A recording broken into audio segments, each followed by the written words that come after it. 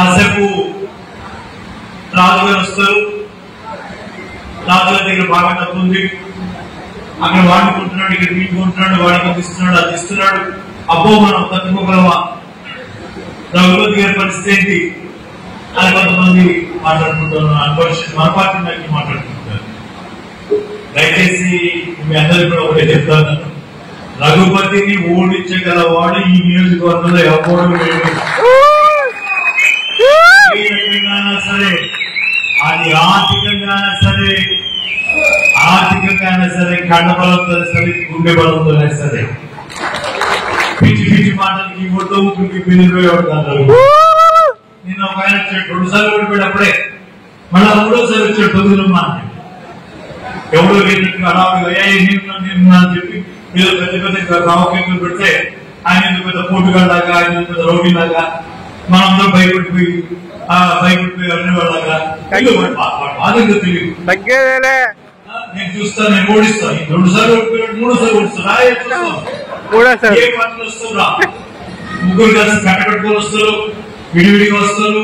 ఇంకా లేదు మీకు ఏ పార్టీలో సీట్ ఇచ్చేటువంటి ఛాన్స్ లేదు నాకు తెలిసైతే. ఎందుకంటే నీకున్నటువంటి మంచి లాంగ్వేజ్ తో అందరితో పోటీ చేస్తున్నాం. ఈ రోజు నేను చెప్తాను, ఇంకా దమ్ముంటే స్వతంత్ర అభ్యర్థి కదా చూసుకున్నాం, అది కూడా చూసుకున్నాం. నువ్వు మంచి కోర్టు కట్టదు కదా, ప్రతి మంచి కదా, కదా చూసుకున్నాం. దమ్ము ఓటో గెలుస్తావు సంగీత చేతనైతే ఇండిపెండెంట్ కదా. ఒకవేళ పార్టీ తెచ్చుకో, మాకేమిటా ఏ పార్టీతో వచ్చినా, ఎవరితో కలిసి వచ్చినా 2 సార్లు ఎందుకు 3 సార్లు కూడా చూపిస్తావు. దీనికోసం పెద్ద పెద్ద మాట్లాడు కదా. నాన్న గురించి చెప్పుకోవాలంటే అలాంటి నాన్న ఉండాలి కదా. రఘుపతి వాళ్ళ నాన్న గురించి చెప్తాడు, వాళ్ళ నాన్న గురించి చెప్తాడు, నాకు మా నాన్న ఉన్నాడు అక్కడ, నాన్న అటువంటి నాన్న ఉండటం నా అదృష్టం. మా దగ్గర వేరే చెప్తాడు, వాళ్ళ నాన్న గురించి చెప్తాడు, వాళ్ళ నాన్న సర్పంచ్ చేశాడు చెప్పుకుంటాడు, వాళ్ళ నాన్న సర్పంచ్ అని చెప్తాడు. చెప్పడా? చెప్పుకోవడం తప్ప. 3 సార్లు గెలిచిన ఆయన సగం దాకా కూడా ఓడిపోవాలి.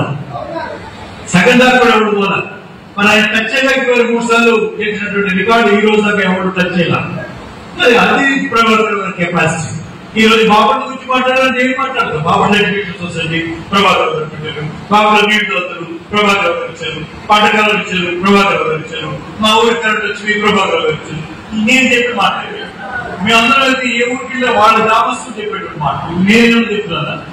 మా ఊరికి ఇచ్చిన రోడ్డు ఆయన ఇచ్చారంటారు, మా ఊరికి డొక్క ఆయన ఇచ్చారంటారు, మా ఊరికి ఇచ్చిన వాడికి పొలాలు వచ్చింది ఆయన అంటారు, మా ఊళ్ళో స్థలాలు ఇచ్చింది ప్రభాకర్ గారు అంటారు. వాళ్ళన్నమాట మీరు రఘుపతి కావాలని చెప్తున్నా. మీకు చెప్పేటువంటి ఆ తండ్రి లేడు, మీకు అన్ఫార్చునేట్లీ ఏం చేస్తా సంతోషం సార్. నాకు అటువంటి తండ్రి ఉన్నాడు, అటువంటి దమ్ము ఇచ్చినటువంటి తండ్రి ఉన్నాడు, మా తండ్రి కాదు. ఆ దమ్ముతోనే చెప్తా నన్ను 3వసారి కూడా గెలిచి చూపిస్తా, ఎవరికైతే ఛాన్స్ అంటే అని చూస్తున్నా. అది మా దమ్ము, అది కోనవాడ దమ్ము. 10 సార్లు సగం సార్లు గెలిచిన దమ్ము ప్రభాకర్ రావు గారిది, కోనవాడ సార్ మన కుటుంబం. అందుకే పిచ్చి పిచ్చి మాటలు మాట్లాడి ఏదో అదంటాడు, ఇదంటాడు, ఏదో ఇది చేయాలి, అది చేయాలి, అవినీతి అన్నాడు. అవినీతిలో పుట్టి గురిగి తేలింది వాళ్ళు. రఘుపతి గురించి అవినీతి గురించి మాట్లాడితే ఆశ్చర్యంగా ఉండదు.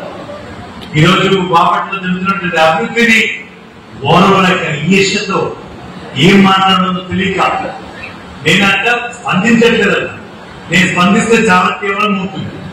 పోనీలే వదిలిపెడుతుంటాను. ఆ పోనీలే వదిలిపెట్టాలి నా బలహీనతతో ఒకటి.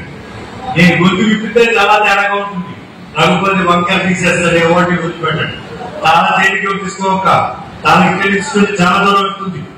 ఏ రకంగా వచ్చినా రఘుపతి ఎప్పుడు కూడా సిద్ధంగానే ఉంటాడు. కానీ వెన్ను చూపించే రకం కాదు రఘుపతి.